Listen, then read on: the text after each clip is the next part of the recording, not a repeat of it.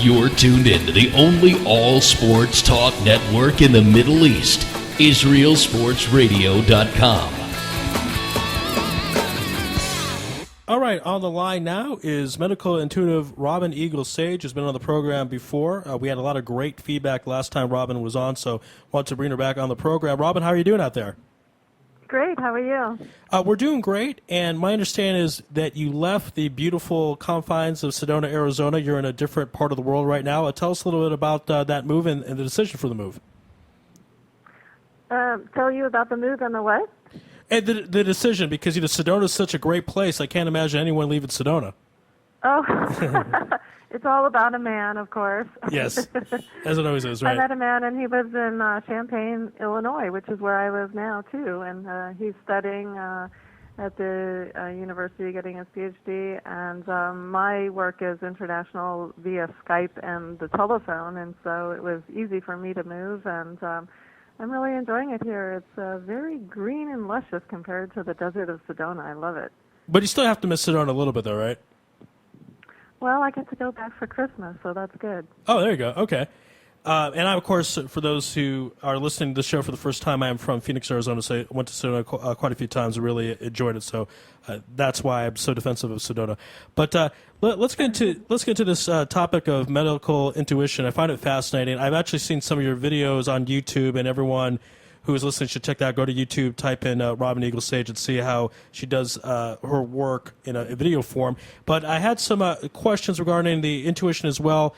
We know the movie The Secret is out there, and it's been a big hit. A lot of people have followed it, believe it, and so on. Is that true, that your thoughts can create things, can create people into your life, and create other worlds that maybe we're not aware of? Yes, that's absolutely true, but the bigger and more important part about that is that it's all about the feeling behind the thoughts.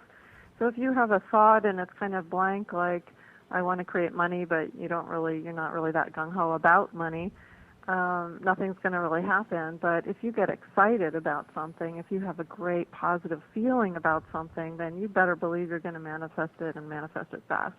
Okay, that's a great point, and I think something that people miss out on. I know I do as well, because I think to myself, oh, girl, I'm thinking. How come it doesn't happen? Because you have to feel it, and part of feeling is also really believing it will happen too. Correct?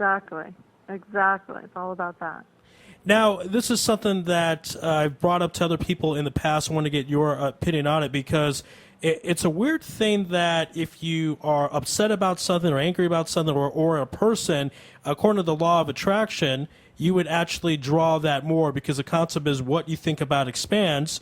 But I always say, but if you're upset, that's a natural feeling. How can you just throw that away? So tell us some tips of how we can get rid of some of that negative energy. Well, if you're upset about something and you really believe in yourself and believe in where you're coming from, when you express about your upset feelings, you're not going to necessarily be upset when you're expressing it. You're going to feel proud. You're going to feel good to express and say, hey, you know what, that doesn't really work for me, and I think I'm going to take my business elsewhere, or whatever you have to say, you'll feel good about it. So again, you're bringing positive energy towards you, and the most important thing to say to a person or a business is what you want. So I would love it if you expressed yourself in this way, or I would love it if you did this, so not just saying, wah, wah, wah, I hate it when you wah, wah, wah, and that is bringing about more negativity, but say what you want. So that's an interesting take. So instead of saying, I don't like when you do this, you say more, I would appreciate if you did this, put it in the positive light. Exactly. And can't you feel the difference? It Yeah. just feels better. The person doesn't feel like you're executing them or punishing them. You're just saying what would, make you really happy.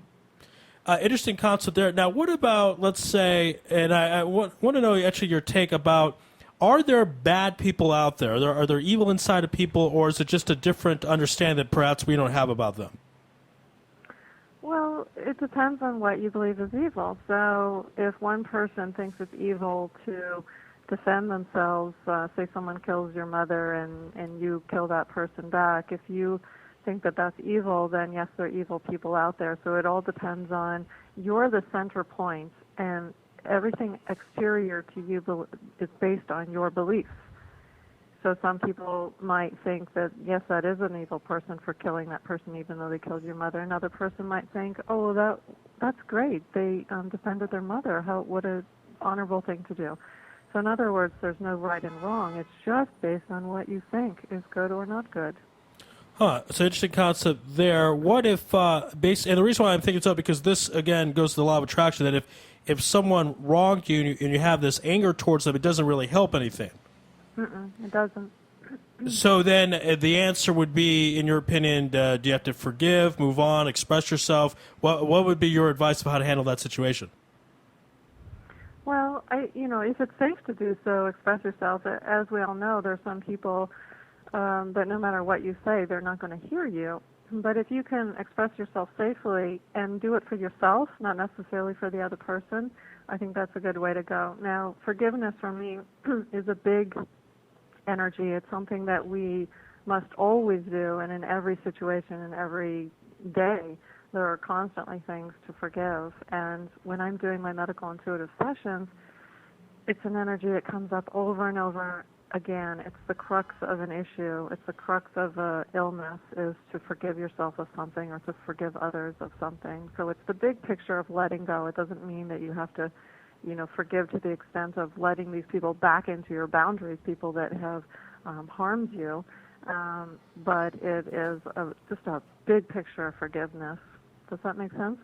Yeah, I see that, because that's something I think that people are confused about, because if they think, well, if I forgive them, then I have to deal with them again, and that's not necessarily the case. Mm-hmm. You could forgive and move on. Absolutely. Okay. And that's oftentimes the healthier thing to do. Because you have to put yourself first and say, I want a happy life. I want a healthy life. And if this person is doing this around me, will that make me feel happy and healthy? And if the answer is no, then of course you have to move on. And moving on is being nice to yourself. It's being caring for yourself. And, if not you taking care of yourself, then who? Right. That's a great question that's asked in Israel. I think that Rabbi Hillel said, if I'm not for myself, who am I? Of course, then also said, if I'm only for myself, what am I? So brings the 2 points there. We're speaking with medical intuitive Robin Eagle Sage. Let's talk about the concept, because you talk about in your videos that you basically were born with this gift. You remember as a kid seeing certain images, seeing certain things, but that it's a misnomer to think that a person cannot develop their own intuition. Correct. So can you elaborate a little more? Because that sounds such a vast concept. It sounds something that is beyond us, kind of in the stars. But how does someone go about developing their own intuitions? Through meditation, taking time to focus on it, reading about it? How would someone go about doing it? Well, it depends on what you mean by intuition. If you mean clairvoyance, I could talk about that, because that's what I teach. Okay. Intuition is, I would say, a more broad concept. And in order to be intuitive, you have to know yourself. So again, it's going back to your own center. Meditation is fabulous for that. Any kind of centering thing that you do, it could even be exercising. And the more you know yourself, the greater contrast there will be in the world, where you can say, okay, well, this feels right and this doesn't feel right. So that's more the broader intuition. But if you want to talk about clairvoyance, what I do, which is seeing colors and pictures that describe a person's life or what's going on with them, that's really easy to learn. And people can never believe this, but I teach people, and in the first class, they're reading energy, because I make it very simple and very straightforward. And the biggest tool that I use is using your imagination. So I say, okay, look at my arm right now. What color do you see in my arm? And they might say brown.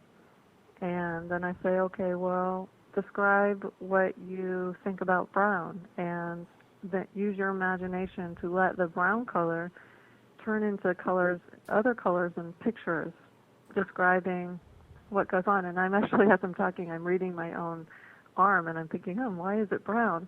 And so it's that question, that curiosity, that brings us forward more, another step. And I'm seeing, well, my arm is brown because I love the earth, and I want to be working in the earth. I love gardening and farming and being connected to the earth. So I just gave myself a little self-reading. Oh, very nice. And do you find that people in your courses that they end up doing that they self-read themselves, or family members, or close friends? Absolutely. Yeah, that's the whole point. And in my schooling, I'm getting an echo. Do you hear that echo too?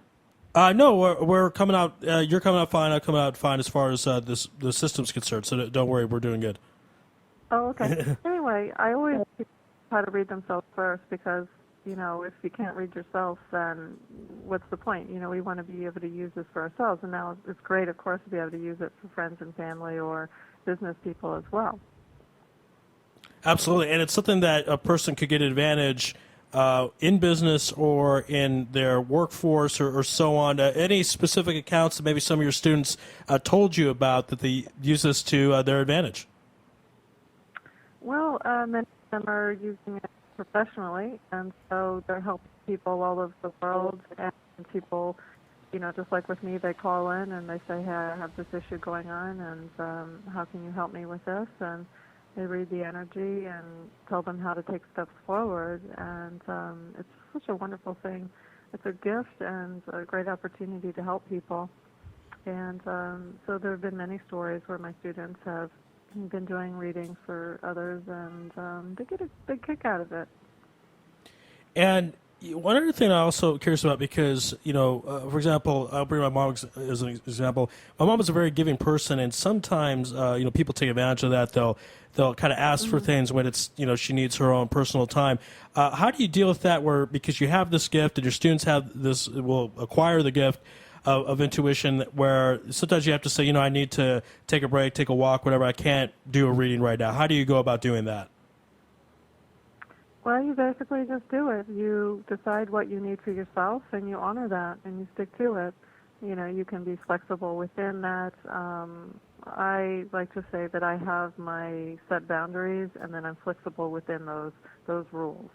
But parameters are so important, boundaries, and that's a huge thing that I teach about, because so many people are taught that it's good to be as giving as possible, and that's not true at all, because where's the balance in that? You have to give and receive, and it's a constant balance of flow.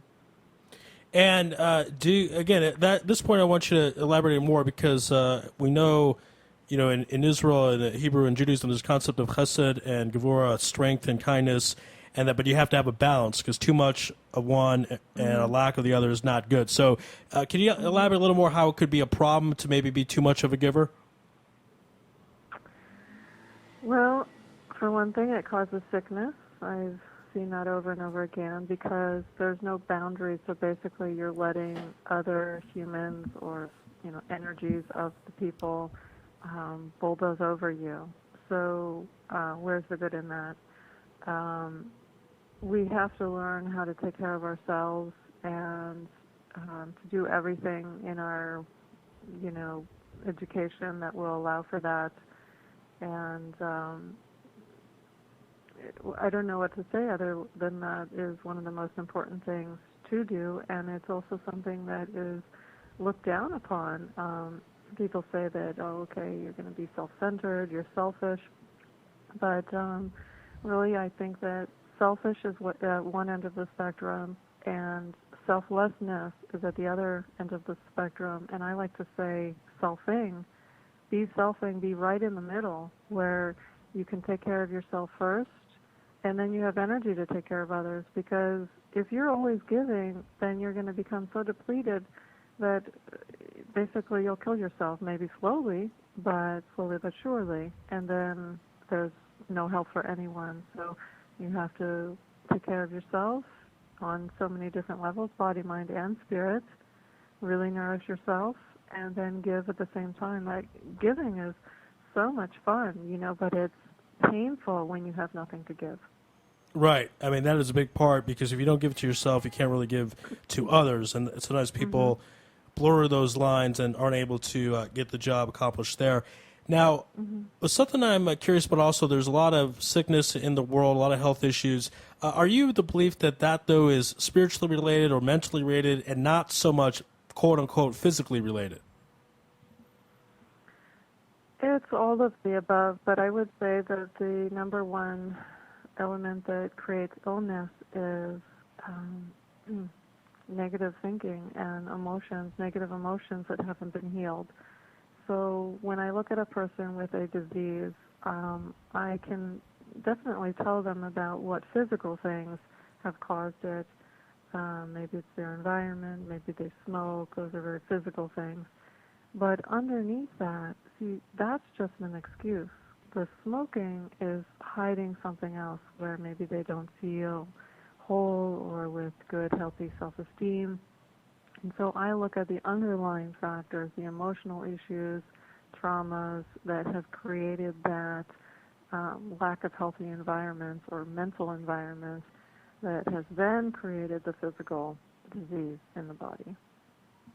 Wow, okay, so there is kind of a starting point spiritually, and then it manifests itself physically. Mm-hmm. Because if you say something bothers you, and first it bothers you a little bit, and then a month goes by and it starts bothering you more, and then you might see more of it, right? Because whatever you focus on, you create more of. And then everywhere you go, you have that same situation, and it just really bothers you, and it bothers you, and then years go by. So physical manifestation, sickness in the body, that is, does not happen overnight. It will happen on the energetic level, and when I look at energy, I might see a block. Say it's in someone's auric field, so it's outside of their body to begin with. If they don't take care of that, I say, okay, that's a problem where you just don't get along with your mother, and every time you see your mother, you feel irritated. And if they don't heal that, they don't relieve that, pretty soon that irritation will get closer and closer into their physical body. And then, after a long time, it will turn into a physical manifestation in their body, such as a tumor or an illness, etc. So you have to first look at what are things that bother you in life and try to heal them. Wow, okay, so and that's something that could be a deep process. It could take a lot of work, but it would be something that's worth it. Exactly, and that's funny that you say that, because this is one of the reasons why so many people in this world are sick, is because they don't want to take the time, they don't want to do the work, they don't want to do the emotional healing work, they don't want to learn how to let go. Like, we all want to say, oh, it's that other person's problem, it's not my problem. What about learning how to be responsible for yourself and letting go?